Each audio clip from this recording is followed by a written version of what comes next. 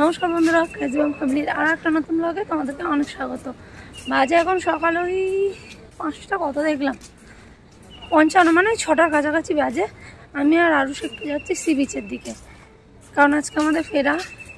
আর তো এক্ষুনি সি বিচের দিকে যেতে পারবো না, সি বিচ দেখতে পাবো না, তাই আমি আর আরুষ একটু সি বিচের দিকে যাচ্ছি। বাকি সবাই এখন ঘুমাচ্ছে।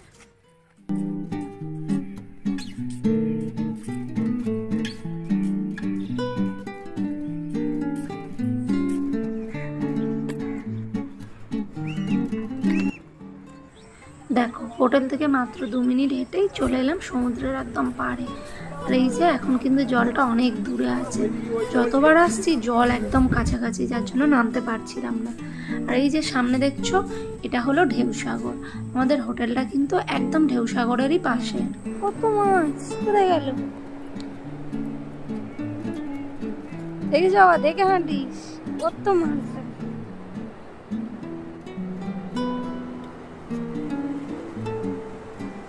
সমুদ্রে চলে যাবে বল,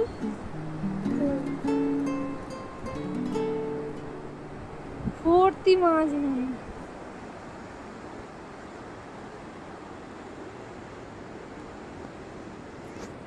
বাবা আবার কাঁকড়া গেল।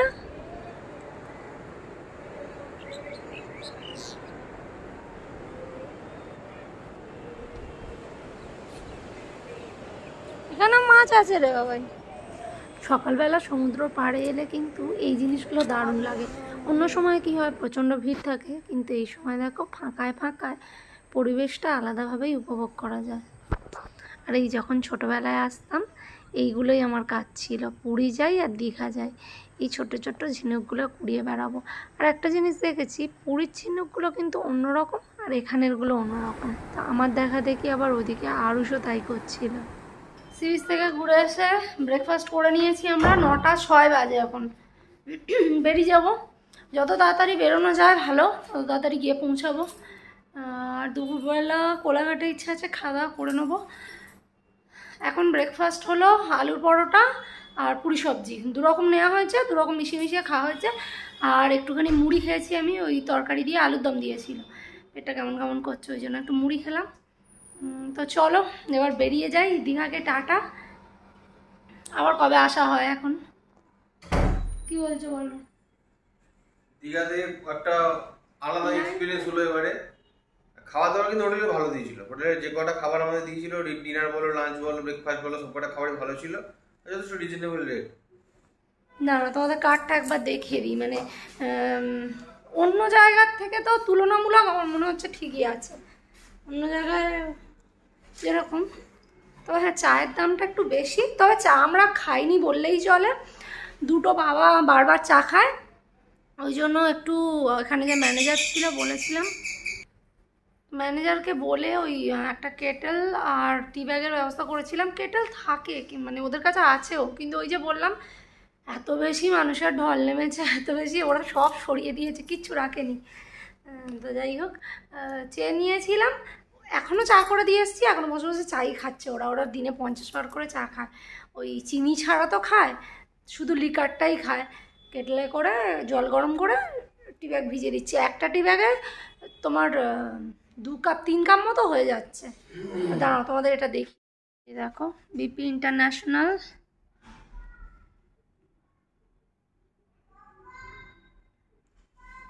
শুধু দামই নয়, খাবার দাবারের কোয়ালিটিও কিন্তু খুব ভালো, আর কোয়ান্টিটিও অনেকটা করে। কালকে আমরা 3টে ফ্রায়েড রাইস নিয়েছিলাম, 5 জন মিলে শেষ করতে পারিনি। তারপরে বুঝতে পারিনি, একটা স্টিম রাইসও নিয়েছিলাম, তো সেই স্টিম রাইসটা থেকে গেছিলো। সন্ধ্যাবেলা, মানে সন্ধ্যাবেলা না, রাতের ডিনারে আবার একটা স্টিম রাইস নিয়ে আর অন্য খাবার দাবার তরকারিপত্র নিয়ে খাওয়া দাওয়া হয়ে গেছে। অনেকটা করেই দিচ্ছে খাবার দাবার। মানে 2টো তরকারি নিয়েছিলাম, পটল আলুর তরকারি আগের দিন, 2টো তরকারি আমাদের এনা সবার হয়ে গেছে। এবার তো ডাল টাল আলাদা ছিল। যাই হোক, চলো এবার বেরোই, চলো বেরিয়ে চলো নাকি। একটা বোতল নিয়ে নেবে কি? নিয়ে নিলেই হয়ে যায়, বেকার অত না। আজকে শনিবার, আমরা বেরিয়ে যাচ্ছি এখান থেকে, এখন ওই 10টা বাজে, লেট হয়ে গেল আর কি। আমরা যে রুমে ঢুকেছিলাম, আমরা আগে কালকে ভিডিও করেছি আর আজকে শুনে না সবাই, আজকের ও এক্ষুনি ক্যাশ পেমেন্ট করছিল, মানে কদিনের যে আমাদের খাওয়া দাওয়া বা বিল হয়েছে। আমরা যে টাকায় থেকেছি 3,500 টাকা, সৌমেনকে শোনো, সকলে ওখানে রুমের জন্য বলছিল তো, ও শুনেছে। কত করে বলছে? 6,500 টাকা করে পার নাইট, দুদিনের জন্য নিতে হবে। যদি দুদিনে যদি না নেয় তাহলে একদিনের ভাড়া 10,000 টাকা। এই কথাটা কিন্তু তো তাও আমাকে ফোন করে কালকে বলেছে যে নাকি দুদিনের কমে রুম দিচ্ছে না, দুদিনের জন্য নিতে হবে। আমি বললাম না, আমাদের তো 2 দিনের জন্যই দরকার ছিল, অনেক জায়গায় একদিনের রুম পাচ্ছিলাম, আমরা নিইনি।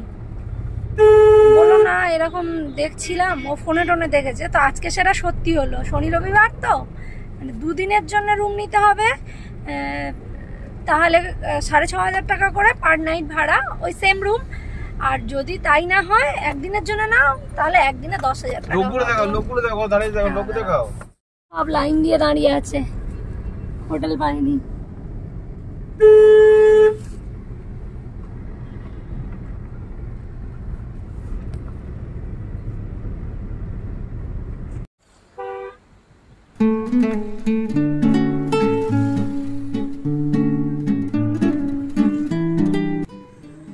আমরা যাচ্ছি এখন মেরিন ড্রাইভ দিয়ে। গুগল ম্যাপে দেখিয়েছিল মেন রোডটা, কিন্তু আমার এই রাস্তাটা দিয়ে যেতে এত ভালো লাগে যে সৌমেনকে বললাম যে না চলো মেরিন ড্রাইভ দিয়েই যাই। আর কত মানুষ দেখো এখানে গাড়ি দাঁড় করিয়ে সব বসে পড়েছে, আমরাও বসে পড়েছিলাম কিছুক্ষণের জন্য।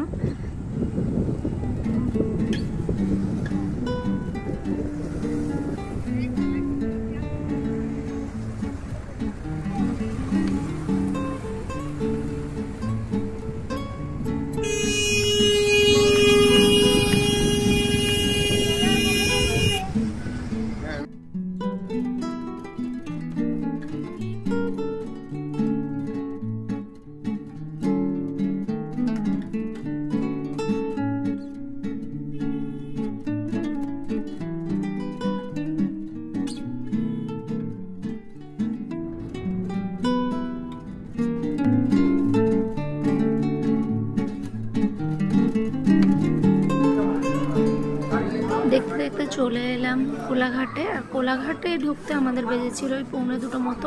আর প্রত্যেকবারে কিন্তু আমরা এই রেস্টুরেন্টটাতেই ঢুকি। আর দেখো চলে এসছে ভাত, আলু ভাজা, লেবু, পাঁপড়, আর এটা হলো ঢেঁড়স আর আলু পোস্ত দিয়ে আছে ডাল।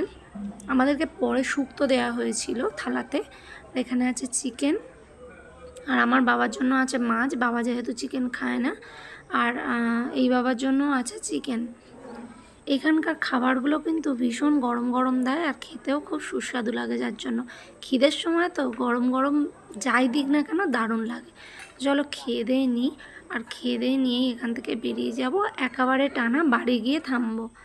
চলো আজকে ভিডিওটা এখানেই শেষ করছি, আবার দেখা হচ্ছে পরের ভিডিওতে। চলো টাটা।